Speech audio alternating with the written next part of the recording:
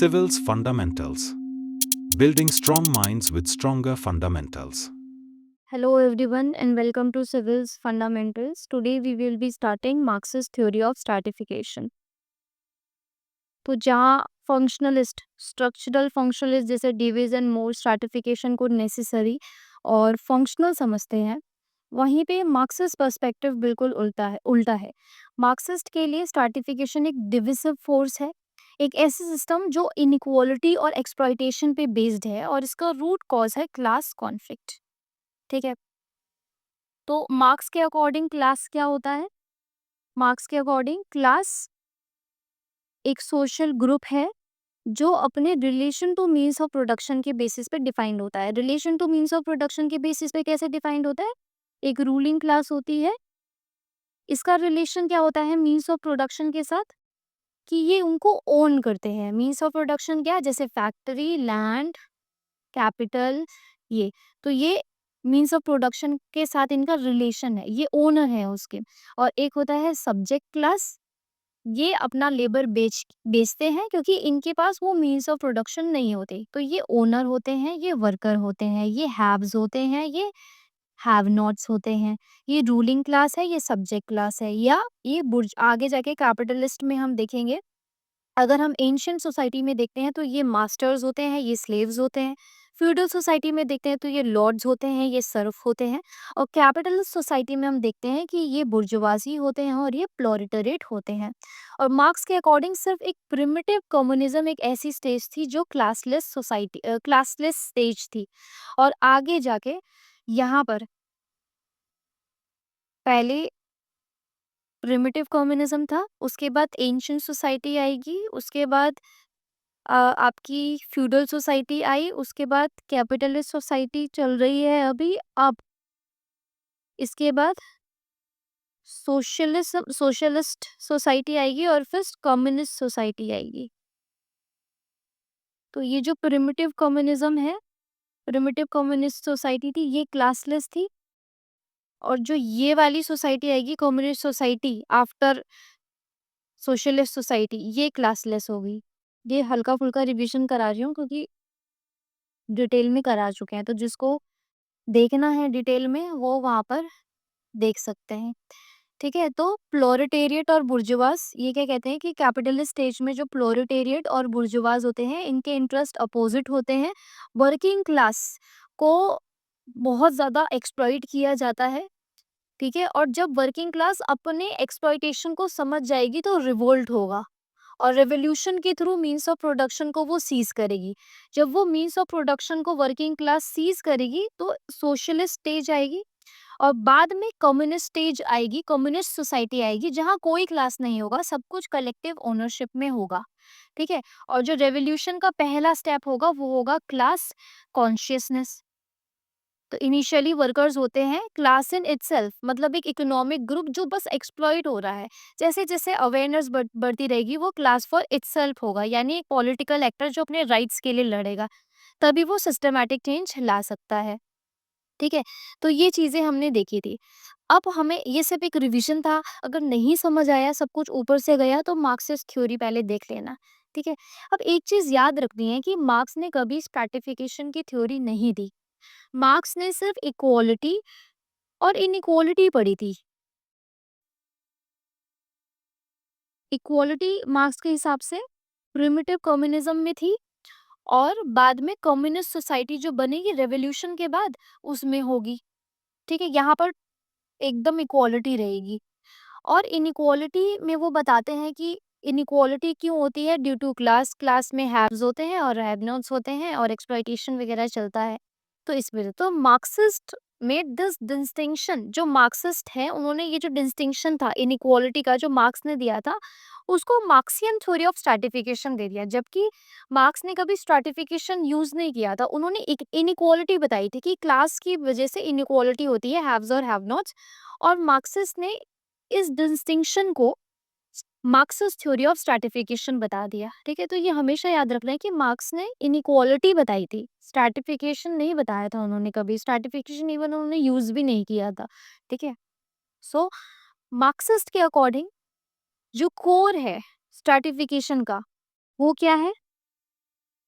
According to Marxist theory, core of stratification क्या है? Class. It is based on class. तब economic base है, stratification is based on class, ये हमें याद रखना है। जैसे पार्सन्स में हमने देखा था कि कहाँ से शुरू हो रही है, वैल्यू कंसेंसस से स्टार्ट हो रहा है उनकी थ्योरी। पार्सन्स की वैल्यू कंसेंसस होता है और फिर उस वैल्यू के जो अधेयर करता है उसको रिवॉर्ड मिलता है। उसी तरीके से हमने डेविस एंड मूर का देखा था कि इफेक्ट कुछ पोजीशंस होती हैं जो बहुत इंपॉर्टेंट होती है सोसाइटी में, उसको फुलफिल करना होता है, उसके लिए इफेक्टिव रोल एलोकेशन चाहिए होती है। वो इफेक्टिव रोल एलोकेशन कौन करेगा? स्ट्रैटिफिकेशन करेगा। मार्क्सिस के अकॉर्डिंग जो कोर है स्ट्रैटिफिकेशन का वो क्या है? स्ट्रैटिफिकेशन किस किस पे बेसिस होती है? क्लास पे बेस्ड होती है। तो की पॉइंट मार्क्सिस्ट के according, Marxist theory of stratification के अकॉर्डिंग क्या है?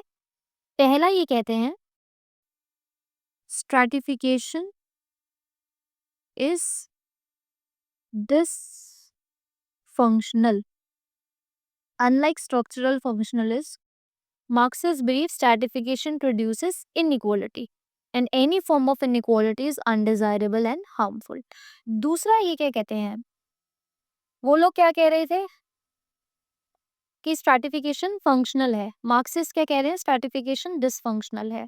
वो लोग क्या कह रहे थे कि स्ट्रैटिफिकेशन इज इनएविटेबल, हर जगह आपको देखने को मिलेगी, ऐसी कोई सोसाइटी ही नहीं है जहाँ पे स्ट्रैटिफिकेशन होगा ही नहीं। ठीक है, तो क्योंकि सोसाइटी जो स्ट्रैटिफिकेशन है वो हर सोसाइटी में मिलता है, वो उसका फंक्शनल पर्सपेक्टिव दिखाता है, क्योंकि वो हर सोसाइटी में है, वो इनएविटेबल है।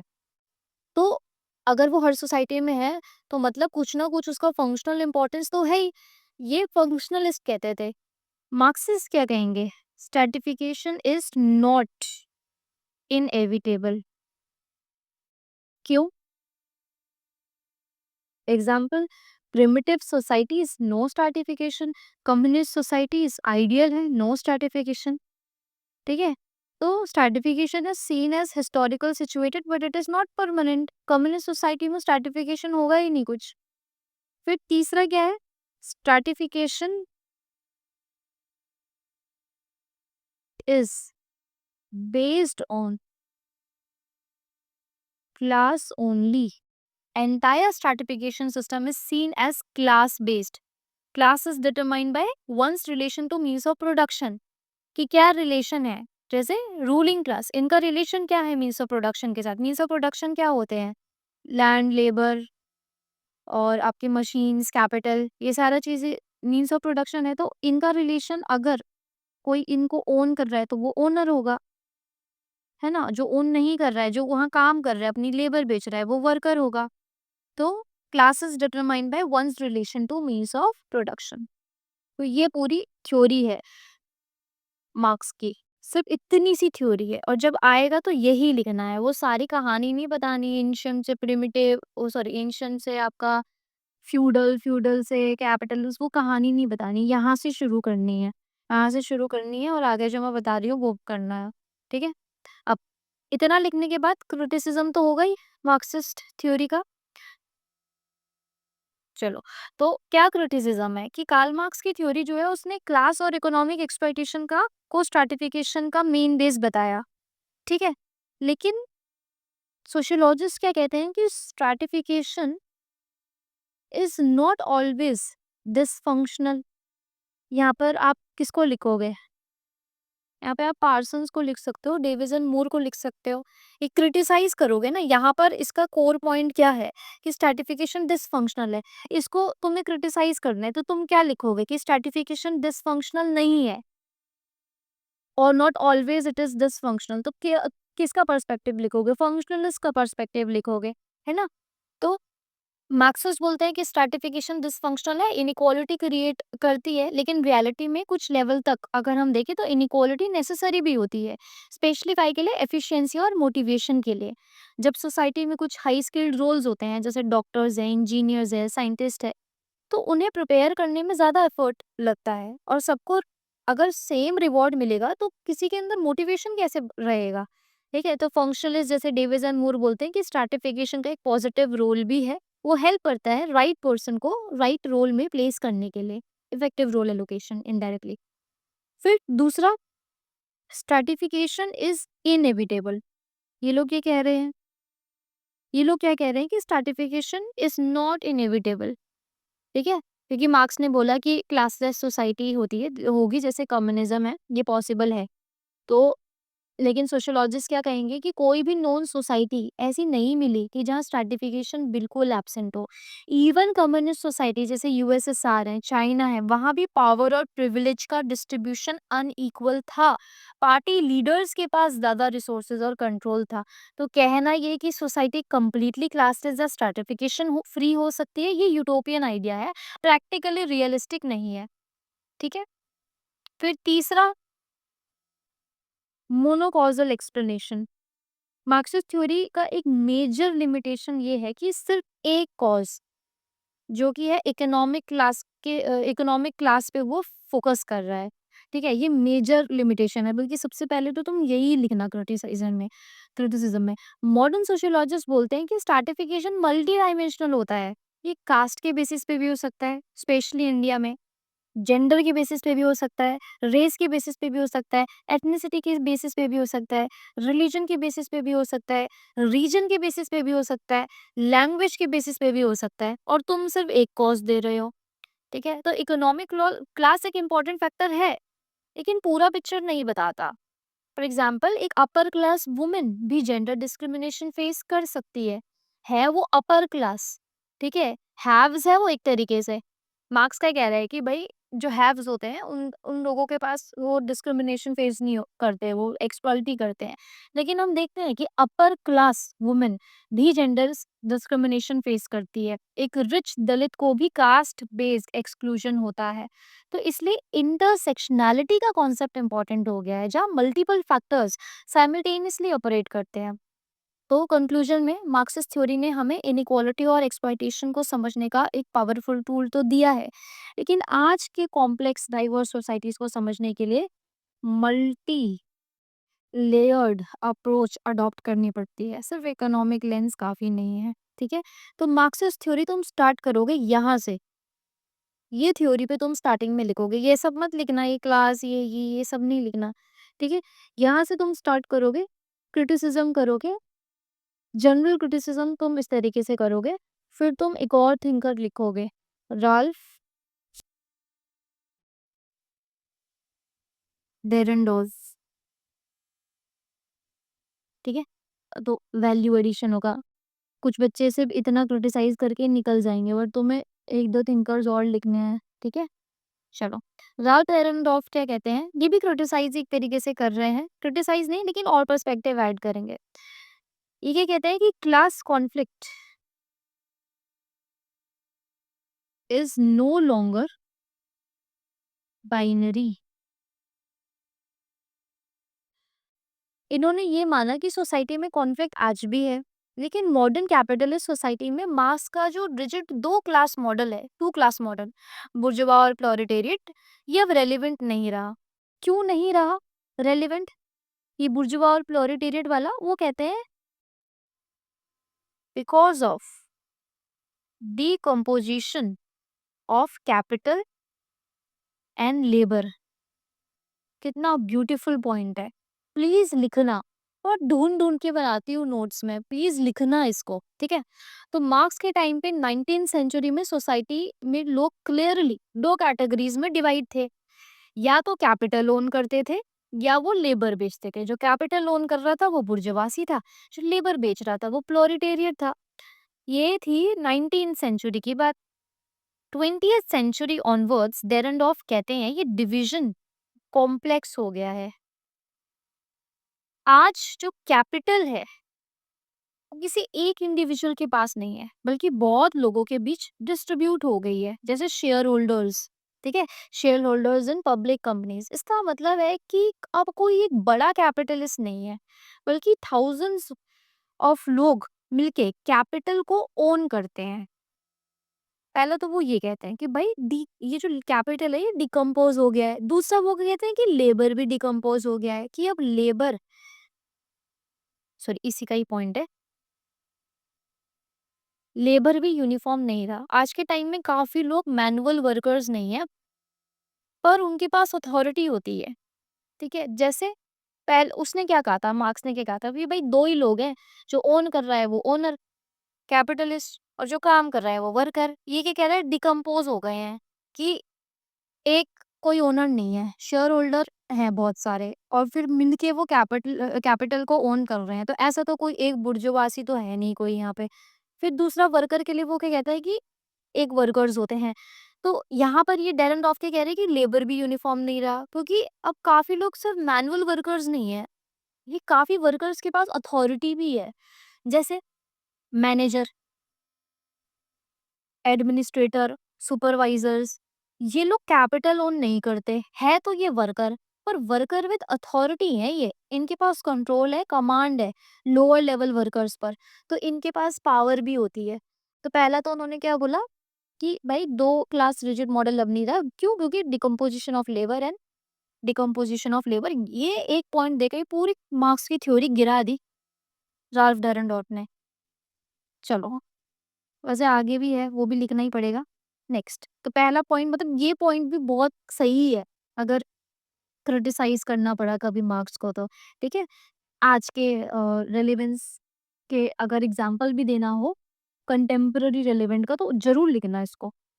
फिर दूसरा क्या कह रहे हैं ये कि authority has become the key. ये कहते हैं कि ओनरशिप से ज़्यादा इम्पोर्टेंट हो गई है अथॉरिटी। अब स्ट्रैटिफिकेशन समझने के लिए या इनइक्वालिटी समझने के लिए हमें ये देखना होगा कि कौन कमांड पोजीशन में है और कौन सबॉर्डिनेट या ओबे करने वाली पोजीशन में है। कमांड करने की पोजीशन में कौन-कौन होता है, जैसे एग्जीक्यूटिव्स, ब्यूरोक्रेट्स। सबॉर्डिनेट या ओबे करने वाली पोजीशन में कौन होता है, जैसे जूनियर स्टाफ, क्लर्क। तो यानी कि स्ट्रैटिफिकेशन का बेस सिर्फ इकोनॉमिक ओनरशिप नहीं रहा, बल्कि ऑर्गेनाइजेशनल पावर स्ट्रक्चर बन गया है। तो दूसरा ये अथॉरिटी की बात करते हैं। तीसरा ये कहते हैं growth of middle class and mobility. Marks ने बोला था कि कैपिटलिस्ट सोसाइटी 2 एक्सट्रीम्स में पोलराइज होगी, रिच वर्सेस पुअर। लेकिन डेडेनडॉर्फ ने ऑब्जर्व किया कि मॉडर्न सोसाइटी में मिडिल क्लास काफी ग्रो हो रही है, इनके बीच में भी एक क्लास आ गई है, that is middle class. Social mobility possible है, लोग अपनी एजुकेशन स्किल्स के बेस पर अपना क्लास चेंज कर सकते हैं। जैसे एक lower middle class student UPSC clear करके एलीट क्लास का पार्ट बन सकता है, एक रिच बिजनेसमैन फेल होने के बाद लोअर क्लास में वापस जा सकता है। यानी क्लास बाउंड्रीज इतनी रिजिड नहीं है, फ्लूइडिटी और मोबिलिटी है। तो ये फ्लूइडिटी और मोबिलिटी मार्क्स के रेवोल्यूशनरी पोटेंशियल को वीक बनाती है। जो वो कह रहा था ना कि इतना ज्यादा पोलराइज हो जाएंगे कि रेवोल्यूशन हो जाएगा। तो ये जो मिडिल क्लास आ गई, ये जो मोबिलिटी आ गई, ये फ्लूइडिटी आ गई, तो ये इसके रेवोल्यूशनरी पोटेंशियल को वीक कर देती है। लोग डिससेटिस्फाइड होकर रिवोल्ट नहीं करेंगे भाई, बल्कि सिस्टम के अंदर इम्प्रूव करने की होप रखेंगे, पढ़ेंगे, लिखेंगे, ठीक है, एजुकेशन लेंगे, स्किल्स लेंगे, रिवोल्ट कोई नहीं करेगा। मेहनत करेंगे, सिस्टम के अंदर इम्प्रूव करेंगे। तो अगर समराइज करूं तो डेरेनडॉर्फ ने मार्क्स के 2 क्लास मॉडल को आउटडेटेड बताया। देखो, रिजेक्ट तो नहीं करेगा, पप्पा है उनके वो। तो मार्क्स ने 2 क्लास मॉडल को आउटडेटेड बताया। उन्होंने अथॉरिटी बेस्ड स्ट्रैटिफिकेशन मॉडल दिया। अब स्ट्रैटिफिकेशन अब ओनरशिप से नहीं, कमांड सबॉर्डिनेशन रिलेशनशिप से समझी जाएगी, और मिडिल क्लास और मोबिलिटी के आने से रिवोल्यूशनरी क्लास कॉन्फ्लिक्ट वीक हो गया है, वो ये कह रहे हैं। अब तुम मार्क्सिस्ट, मैंने कहा था ना, तुम थ्योरी यहाँ से स्टार्ट करोगे तो कुछ लोग सोच रहे होंगे इतनी सी थ्योरी और इतना सा क्रिटिसिज्म कैसे होगा ये। तो यहाँ से शुरू करोगे, ये करोगे, इनके बारे में लिखोगे और एक जने के बारे में और लिखोगे, अगर जगह हुई तो, एंटोनियो ग्राम्शी।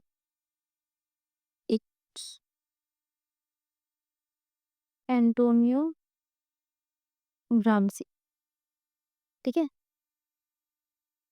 इन्होंने मार्क्स की थ्योरी को और ज्यादा डिपेंड किया और एक नए कॉन्सेप्ट को इंट्रोड्यूस किया, जिसे हम कहते हैं हेजीमोनी। ये क्या कहते हैं? Antonio Gramsci, false consciousness is not enough. Marx का क्या कहना था कि वर्किंग क्लास यानी जो प्रोलेटेरिएट है अपनी सिचुएशन को समझ नहीं पाती है, क्योंकि उनके दिमाग में फॉल्स कॉन्शियसनेस होती है, एक गलत बिलीफ, एक कि सिस्टम फेयर है और इनइक्वालिटी नेचुरल है। तो ग्राम्सी ने ये कहा कि ये बात ठीक है, लेकिन ये काफ़ी नहीं है। सिर्फ फॉल्स कॉन्शियसनेस से रूलिंग क्लास अपना कंट्रोल इतने लंबे समय तक मेंटेन नहीं कर सकती। इसके लिए कुछ और भी है। यहाँ पर ग्राम्सी अपना एक नया कॉन्सेप्ट देते हैं, दैट इज हेजीमनी। उन्होंने कहा कि रूलिंग क्लास सिर्फ फोर्स या इकोनॉमिक पावर से रूल नहीं करती, वो लोगों का कंसेंट भी लेती है। यहाँ पे ध्यान से समझना, यानी लोग खुद ही मान लेते हैं कि जो सिस्टम है वो नेचुरल है, सही है और उनके इंटरेस्ट में है, चाहे वो सिस्टम उनके अगेंस्ट ही क्यों ना है। ये हेजिमनी होती है जब रूलिंग क्लास अपना डोमिनेंस फोर्स के बजाय आइडियोलॉजिकल इन्फ्लुएंस बनाया रखता है। ठीक है, अपना डोमिनेंस, सॉरी, जो जो ये रूलिंग क्लास होता है, हेजिमनी क्या होता है कि रूलिंग क्लास जो है वो अपना डोमिनेंस फोर्स की बजाय आइडियोलॉजिकल इन्फ्लुएंस से बनाए रखती है। तो खाली फॉल्स कॉन्शियसनेस जरूरी नहीं है, ये आइडियोलॉजिकल इन्फ्लुएंस भी जरूरी है। और लोग बिना किसी जबरदस्ती के सिस्टम को एक्सेप्ट कर लेते हैं। फॉर एग्जाम्पल, हेजेमनी का एक एग्जाम्पल लेते हैं आइडियोलॉजिकल इन्फ्लुएंस का। जैसे एक वर्कर ये मानता है कि गरीबी किस्मत का खेल है, हार्डवर्क से सब कुछ मिल सकता है, तो वो कभी सिस्टम को क्वेश्चन ही नहीं करेगा, इवन इफ सिस्टम अनफेयर हो। ठीक है, तो ये एक छोटा सा एग्जाम्पल था। अब ये हेजीमनी कैसे मेंटेन होती है, ये क्वेश्चन आता है। तो ग्रामसी ने बताया कि रूलिंग क्लास जो होती है, ये एजुकेशन सिस्टम, मीडिया, रिलीजन,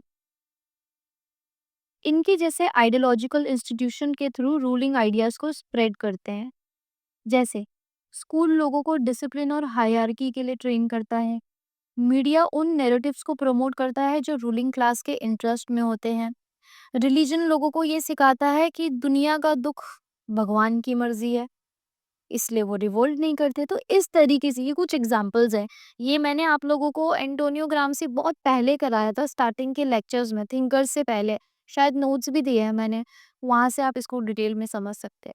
तो इस तरीके से रूलिंग क्लास एक मॉरल और इंटेलेक्चुअल लीडरशिप बनाए रखती है, जिसमें लोग उनका रूल एक्सेप्ट कर लेते हैं बिना रेजिस्टेंस के। तो ग्राम्सी ने ये भी कहा कि रूलिंग क्लास सिर्फ आइडियाज नहीं बल्कि रियल मटेरियल बेनिफिट्स भी देती है। जैसे एजुकेशन दे देगी, वेलफेयर स्कीम्स दे देगी, वर्कर्स राइट्स दे देगी, ताकि वर्किंग क्लास को लगे कि सिस्टम उनका ख्याल रखता है। तो ये एक स्ट्रेटेजिक कंसेशन होता है ताकि रेबिलियन ना हो, ठीक है, और सिस्टम स्टेबल बना रहे। तो ग्राम्सी ने मार्क्स के इकोनॉमिक डिटर्मिनिज्म को एक्सपैंड करके बताया कि रूलिंग क्लास फोर्स से नहीं बल्कि कंसेंट से रूल करती है, और ये कंसेंट बनता है आइडियोलॉजी, इंस्टीट्यूशंस और ये मटेरियल कंसेशंस के जरिए, जिसे हम कहते हैं हेजीमनी। ठीक है, अब मान लो आप लिख रहे हो मार्क्सिस्ट, ठीक है, आपको याद नहीं आया, एंटोनियो ग्राम्सी याद नहीं आया या राल्फ डेरेनडॉर्फ याद नहीं आया, तो आप सिंपल मैक्स वेबर भी लिख सकते हो कि वेबर ने मार्क्स से क्लास बेस्ड मॉडल से एग्री किया कि स्ट्रैटिफिकेशन में कॉन्फ्लिक्ट लाता है, लेकिन उन्होंने कहा कि मार्क्स का मॉडल बहुत नैरो है, तो उन्होंने 3 डायमेंशनल मॉडल दे दिया, जैसे प्रॉपर्टी, प्रेस्टीज और पावर। और प्रॉपर्टी, प्रेस्टीज और पावर जो है, ये 3 चीजें हैं जिससे स्ट्रैटिफिकेशन आता है। तो ये हम डिटेल में नेक्स्ट लेक्चर में देखेंगे। तो थैंक यू, आई होप आप लोगों को समझ आया हो थोड़ा बहुत भी। 100% में से अगर 15% भी आप लोगों को समझ आता है तो मुझे लगता है कि मेरा काम हो गया है, और बाकी नोट्स वगैरह बहुत मेहनत से बनते हैं, वो आप लोगों को प्रोवाइड कर दिए जाएंगे। जितना मैं मदद कर सकती हूँ आप लोगों की उतनी कोशिश कर रही हूँ। ठीक है, बहुत टाइम निकाल के, बहुत मेहनत करके थोड़ा ये करना पड़ता है, नींद भी पूरी नहीं होती है इन सब के चक्कर में। चलो थैंक यू, नेक्स्ट लेक्चर में मिलेंगे। वेबरियन थ्योरी ऑफ स्ट्रैटिफिकेशन देखेंगे और वहाँ पे थ्योरीज जो है वो एंड हो जाएगी। Thank you.